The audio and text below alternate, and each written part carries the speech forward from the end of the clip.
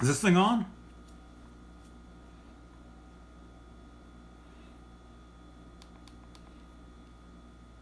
Testing. 1, 2, 1, 2, 3.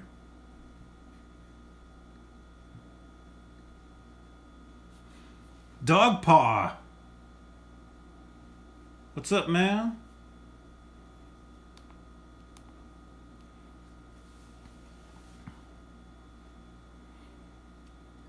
Thanks for jumping in, dude. This is the after dinner stream. After dinner. You guys don't want to watch me eat a hamburger. Come on. It was pretty good though. It was pretty good stuff.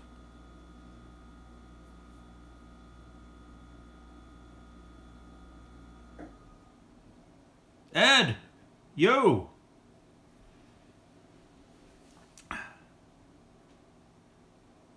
What up? Okay, I'm listening to one thing in the headphones. Here, let's turn that off. There we go. What's up, you guys? It's, what time is it? What time is it here? 9, it's only 9 o'clock? Holy crap. 9:05 p.m. on whatever the date is, I don't know. October 21st, 2019. There we go. It's midnight in Ohio? Man. I just had dinner. I'm so full. I had you guys know Five Guys burgers and fries. I shouldn't have got the regular fry or the medium, whatever that is. Basically, I ate all the fries first and then the burger, and I don't know why I did that. I don't know. I was starving. You know, I hadn't eaten, all day, and I've been up since 4 a.m. Pretty much. A tornado hit less than 4 miles away, Texas. Dude, I heard about that. I was listening to that when I was driving to get my burger tonight. Actually, I listened to a Los Angeles based station called KFI, and they were talking about tornadoes near Dallas, right? And they were saying a lot of people that are connected with the radio station. They know a lot of people that are based in Dallas, so they were talking about that. Man, that's horrible, dude. I hate tornadoes. I was in a tornado when I was a kid in Nebraska, and that's scary stuff. I'll take an earthquake any day over a tornado. Dana, you had a T-bone and taters? Mmm. Sounds good, man. Even though I'm full, that sounds good. You know? Man, I had that burger and all those. I should have skipped the French fries. French fries are useless. They're good, if you're hungry, but there's no nutrition in a French fry, I should have just skipped the fries and just had the burger, and I wouldn't be so full now, Holy crap. Here, I can pause that. Phil Mosley, hey man, I was watching you, man. I checked in while I was at the burger place, although it's so loud in that place I couldn't hear what you were doing. But when I got back here, I was watching you. I was watching you on the iPad right here. Oh, now I got to burp. How do you mute this thing? They changed all this. Oh man, I can't mute it. Oh well. Yeah, the Streamlabs mobile app changed. It's not the same as it was, and actually, it kind of sucks now. Don't you hate that when stuff, something you're used to changes? The first time MySpace changed, the first time, I was like, crap, you know? Yeah, you're welcome, man.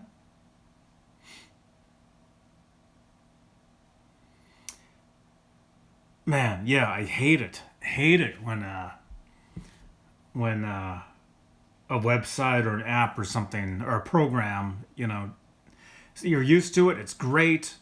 It's awesome, and the next thing you know, they have to revamp the entire thing, and usually it's never for the better. You know, if you're used to something, let's take I don't know what's another app. Um, if you're used to some app and it's great right off the bat, it's easy to use. Um, you like it the way it is. It's awesome, and then they always have to change it. It always has to change. You know, and they think it's for the better. It's never for the better. It's never better. It's always worse, right, Howie? Howie's looking around. Howie was on MySpace back in the day. He still is, actually. Myself and Howie, we still have MySpace pages.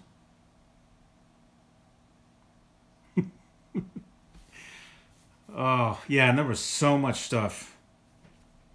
I had so many. Well, Howie had so many pictures and videos on MySpace way back in the day that I think they deleted. And it's all gone. You know?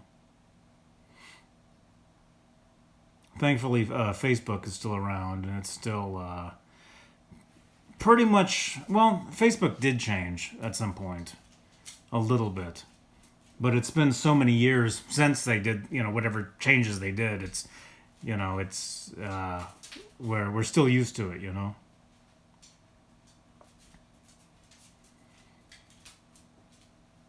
But yeah, man. Yeah, when they change stuff, it's I hate it. I hate it. So speaking of, well, okay, so we're speaking about Streamlabs. It's telling me I have a poor connection.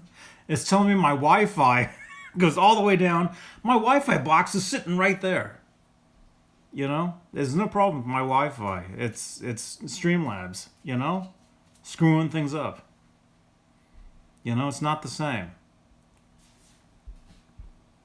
MySpace used to be the place. I remember when Facebook started and no one got it. It wasn't as cool as MySpace.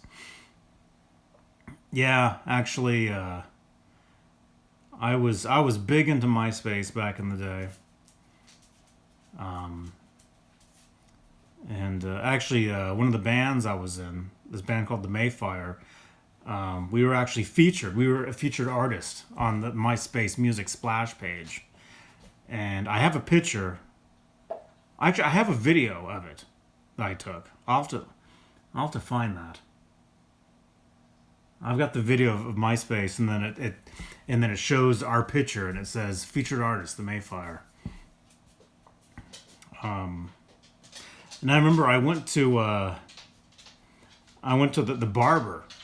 the barber shop in Walnut Creek. This is right before we were leaving on a tour one time, and I shaved my head. I still do. I wear hats, but I'm Mr. Clean underneath. And I went to the barber shop to get my head shaved right before the tour. Literally the morning before, the next day we were leaving. I remember leaving for Los Angeles, and I remember as the guy's shaving my head, he's asking me like, what do you do, blah blah blah. And I'm like, well, I'm a musician. My band. We're leaving for a tour. And he's like, what are you called? And it just happened to be the day that we were featured on MySpace. And so I'm like, just go to MySpace. You just had to go to myspace.com, and there was, our picture right there. And they were flipping out. They couldn't believe it, those guys. But anyway, what was I saying? What was I gonna say? Um, MySpace was cool. I was really into MySpace. I did not like Facebook at first. Didn't like it. Um, and actually, my Facebook profile for a while it had a picture of me, and all it said was "I hate Facebook." That was my tagline on Facebook. I didn't like Facebook at first. I didn't dig it, and then next thing you know, overnight, all your friends left MySpace and jumped over to Facebook. Everybody. It happened overnight. And everybody you knew was over there. All of a sudden, I had my Facebook profile for about 6 months before I actually started using it. It was just sitting there, you know. And next thing you know, everybody's finding me on there. Everybody from MySpace, people out of the woodwork from when you're a kid, ex-girlfriends, they all, when Facebook started, everybody found you. And so all these people are coming out of nowhere.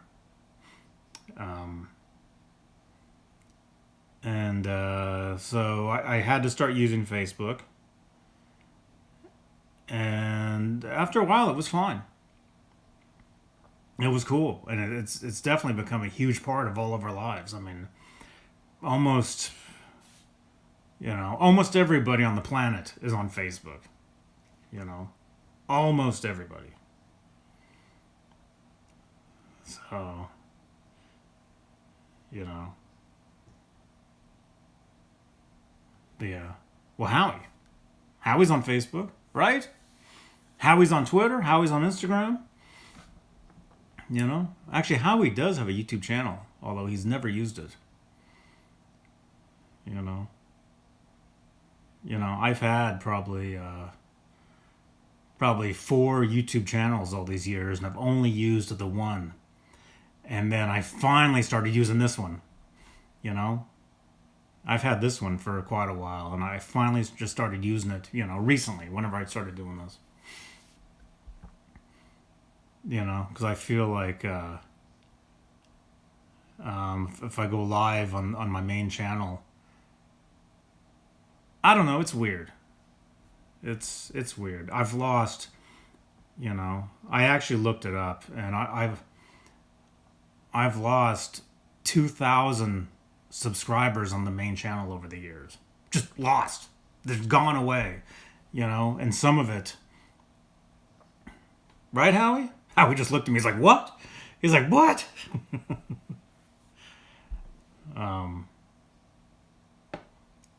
Some of it is, when you start vlogging, when you start doing, just random blabbing videos, some people get turned off by that.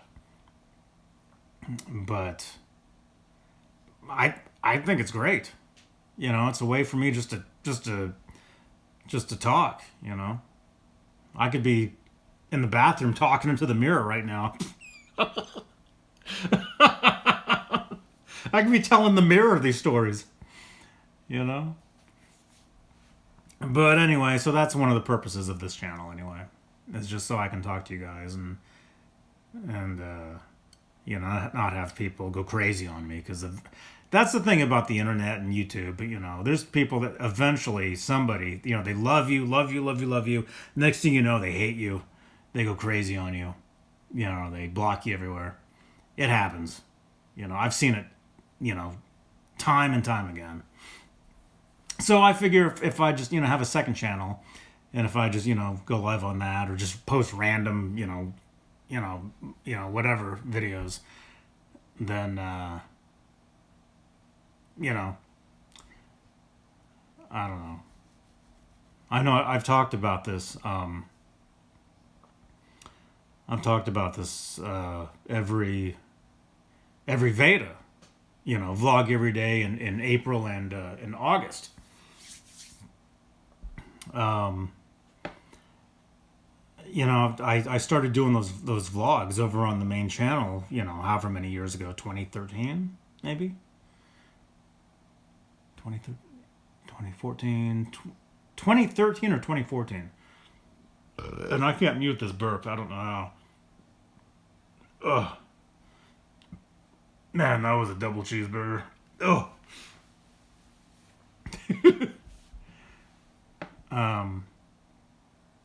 I started doing the vlogging challenge thing. Veda, vlog every day in April, vlog every day in August. I started doing that with this page at the time, which was called Savvy Sexy Social. Now they're not called that anymore. But it was basically it was a challenge to make a video every day, to talk to the camera every day for a month. And if you go back before I started doing those videos, you'll see the transformation of who I am today on the internet.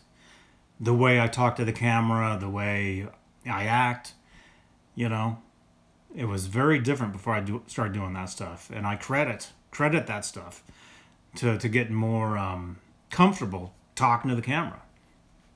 Because in real life, well, not as much anymore, because going live on YouTube and talking to people like this has really helped me become a better just speaking in public, But for years, I've had horrible, not stage fright, but just talking to people in public, public speaking or whatever. I couldn't do it. And I still I can't, but I feel like I have a better I can do it better, if that makes sense. Now, because of doing doing YouTube, doing the vlogs, talking to the camera like this, talking to 8 people, That's right. Jay, hey man. Social anxiety. Oh man. When I was I've never told this story. So maybe I shouldn't.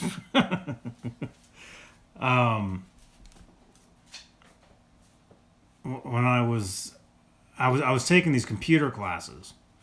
This is actually how I got in the internet on the first place. I'll tell some of this. This was in 19. Do you have to go out again, dude? You got to go out? All right, let's take Howie out. How do we do this? Let's go out again real quick, Howie. We were just out there. There you go.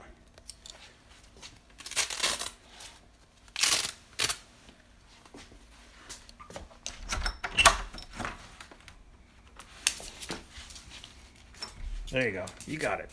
You got it. Get up. Get up. Ned's sleeping.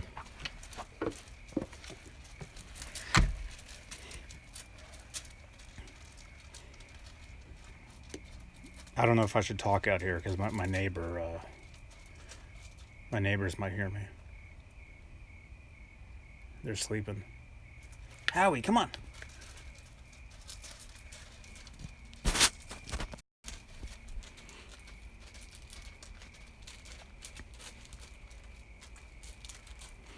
That's pretty cool. I got the J.J. Abrams effect going on. Did you guys see the new Star Wars trailer? It was pretty good. I think I will go see that movie now. The new Star Wars.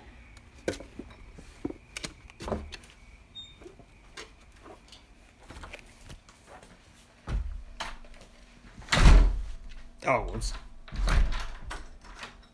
Yeah, my neighbors are upstairs and they're sleeping. Howie, come here. Here, I'll give you guys Ned for a minute. Oh, whoops, there's Howie's diaper. Yeah, come here. Come here.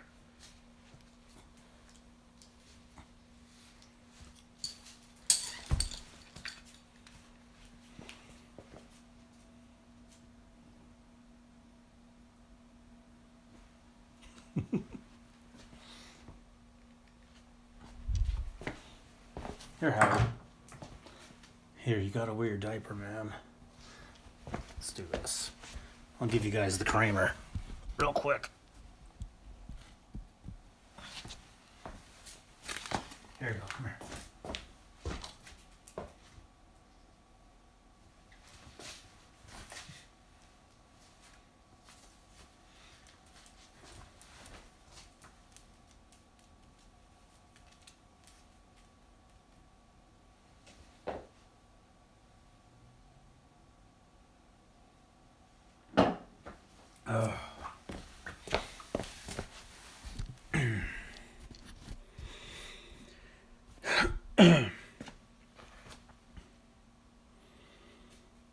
Yeah, it's dark here.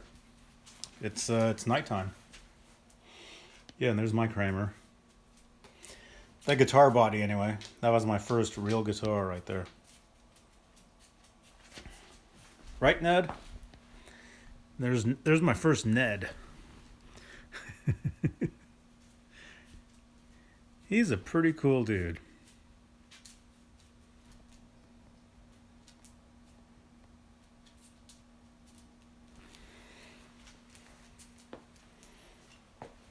Oh man. Let's do this. There we go.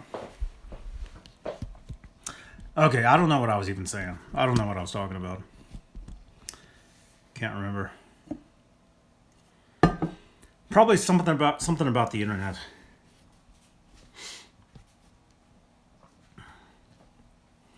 When I first got on the internet, I was taking these computer classes. That's what it was. I was taking these computer classes, and that was my first time ever seeing the internet. Seeing, computer. John Windsor, hey dude. And let me see. It was through those classes that I got hooked up with Desmond Child. The songwriter, producer. And he flew me out to Miami from, Oakland, California. And,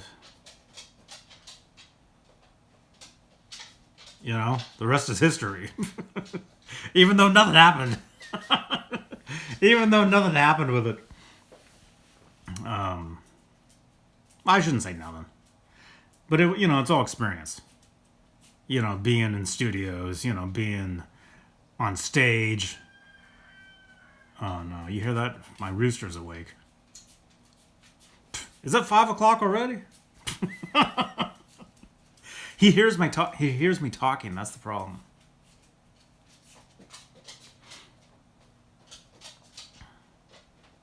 Hey Dana, you have a degree in speech and years performing and emceeing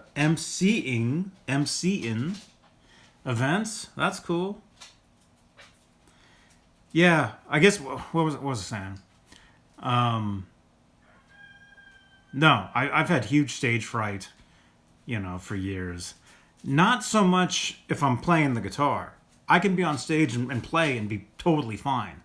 If I have to public speak in front of people and it's just me, it's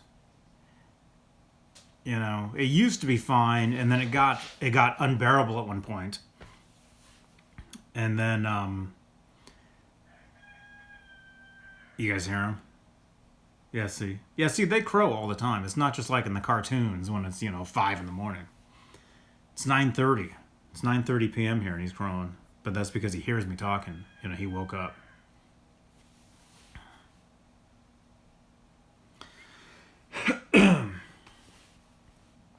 But I don't know. I don't know what I'm saying.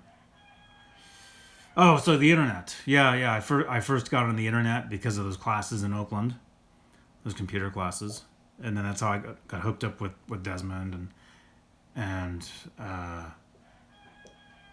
doing all the stuff I did, with him.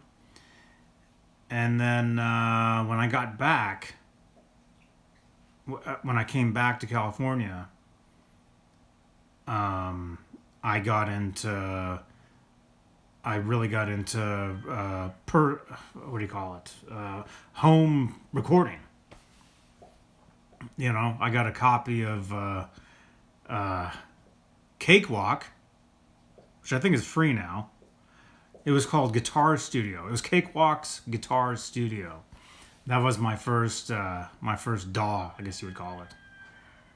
And I hooked up with the singer, and we started making tunes, and basically did all all the songs. We'd record them on the computer, overdubbing, all overdubbing. And at the time, I didn't have, an extra hard drive, So I remember every time, we'd write a song and then record the song every time after I mixed it, we would listen to it and we'd be like, yeah, that's it. It's done. And then since I had no space, I'd have to erase the entire session. All the tracks just thrown away. Once we did the mix down, or I would do several different mix downs of the songs. And then since I had no space, on this computer, I'd have to delete a session, all the tracks to make room for the next one. Which I know these days sounds insane, and I wish I had, what do you call it? Extra hard drives back then. I didn't. Actually, they might have been too expensive at the time. We're talking 20 years ago, 1999.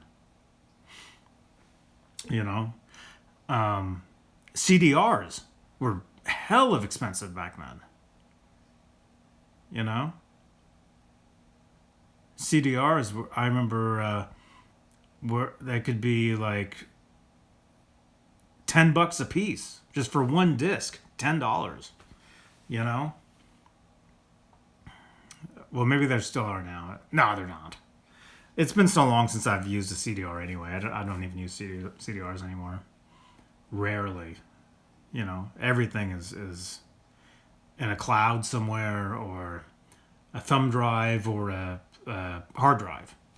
I've got several hard drives now that I use. Everything is backed up. But yeah, anyway. Yeah, so when I got back from Miami, learning from Desmond Child and his engineers, and Jay, you'll like this. I don't know if I ever told you this, Jay. When I was living at Desmond's, Sammy Hagar was using his studio for his next record at the time. So Sammy wasn't actually there at the time, but Desmond's engineers were mixing. Desmond's studio guys were working on Sammy's record at the time, which was called Red Voodoo. I remember we were playing a show. We played a show at this place in front of management and Desmond and all these people. It was a pretty big deal, and great light. The stage was amazing, the lights, everything. I remember, and I remember I was outside talking with one of the studio guys from Desmond's place, and since he knew I was a huge Van Halen nerd, he's like, hey, guess what? We're working on a couple of Sammy's new songs for his new record called Red Voodoo, And of course, this was way before it came out, And I remember thinking, oh, cool. And I actually heard the songs in the studio, but there was no vocals yet. It was just the music.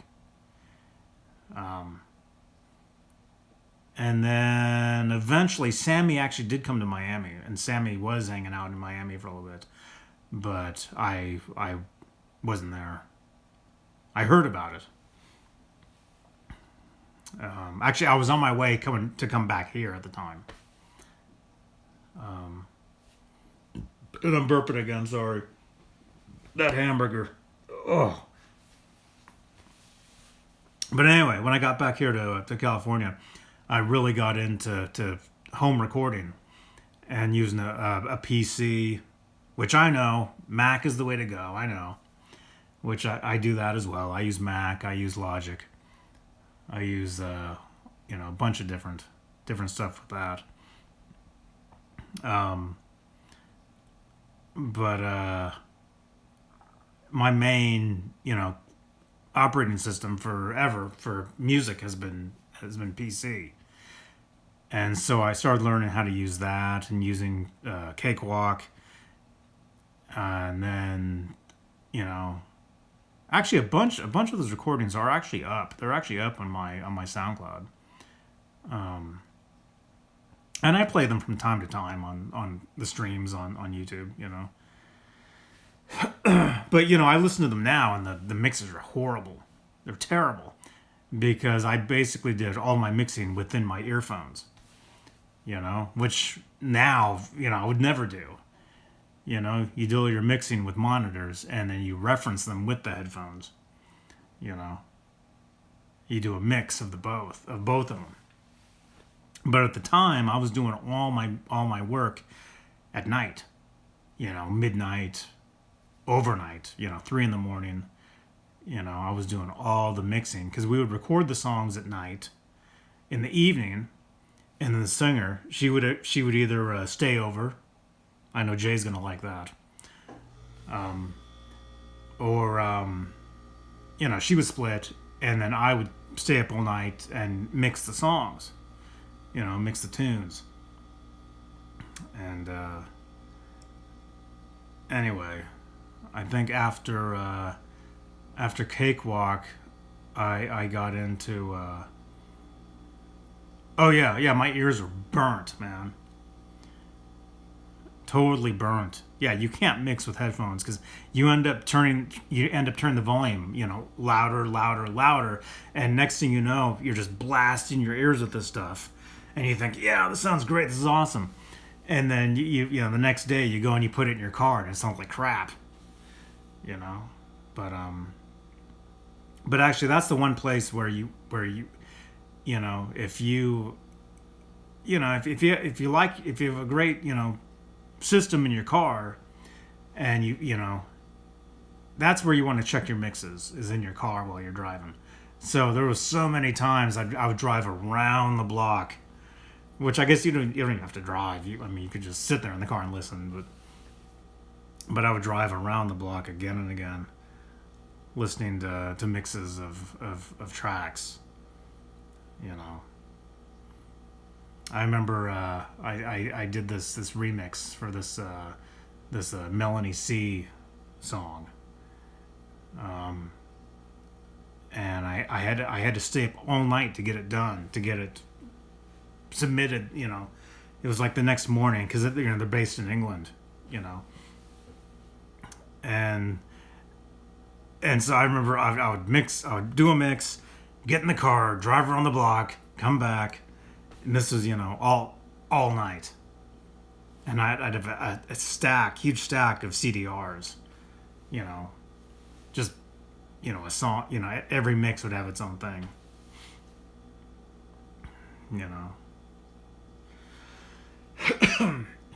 But anyway, I don't know. Eventually, I got into Cool Edit Pro. I think. Yeah. It was called Cool Edit Pro, and then that became Adobe Audition, and that's my main DAW now. Yeah, mini CDs. Yeah. I've used those. I've used business card sized CDs. Actually, that's what I gave to the time that I met The Cure, when I met Robert Smith. I was stuck talking to Robert Smith for like 10 minutes because half the band ran to use the bathroom. And so I'm standing here with Robert Smith, from The Cure, talking to him. And I gave him a little mini CDR with my music on it, but it was a business card sized. So it was a little square CDR. And I remember giving that to Robert Smith. And he's like, huh. I think he said something like, is this compatible with with I don't know, a computer or something like that. Um, uh, Mini disc. I've used mini discs. Yeah, yeah. I would record. Uh, you know, uh, I was in a couple bands. This was back in 2002 to 2005. I guess 3 years. Um, I was in two bands at the time, and every gig and every rehearsal that we did, I would record them on mini disc. I would have the little mini disc recorder. This little box. It was blue. Actually, I had three of them, and those things were great. Man, actually, I would actually start using those again. I should actually find mine. It's got to be somewhere. That was actually a pretty handy little thing, the mini disc. And actually, I still have the mic. It's actually right here. Believe it or not. It's so weird.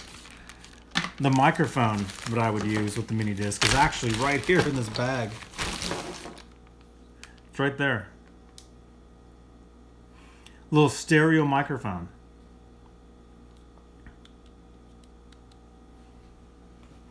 Man, I probably had like 3 of these. Man, I should start using mini discs again, man. Those things were actually really cool. The only bad thing about the mini disc is you would hear the motor. So let's say when you would start recording, like at the very beginning of the disc, you would hear the motor revving up. And then, like sometimes in the middle of the disc, you would hear, you would hear the motor a lot. So that was one thing that was kind of weird about it. But those things were great for capturing gigs, and because before that, I would actually take my Tascam 4-track recorder to rehearsals, just regular cassette, and then I'd have 4 mics. I would have 2. You guys know what PZM mics are? I would have 2 PZMs, Radio Shack PZMs, which I still have. They're in a bucket right upstairs there. I should actually break those things out, try them. I would have 2. This is way back. This goes back to the 90s. 1990. Actually, it goes way back. I started using the Tascam 4-track in 1990. And then I would take my 4-track to every rehearsal, and I would set up the 2 PZMs. I would do them hard left, hard right. Take up 2 tracks, and they would be on each side of the drum set. So it'd be the drums, 2 PZMs on each side, and you could actually crank it in the headphones. I could actually hear what I was gonna record. I've got so many cassettes of those years. I'm gonna have to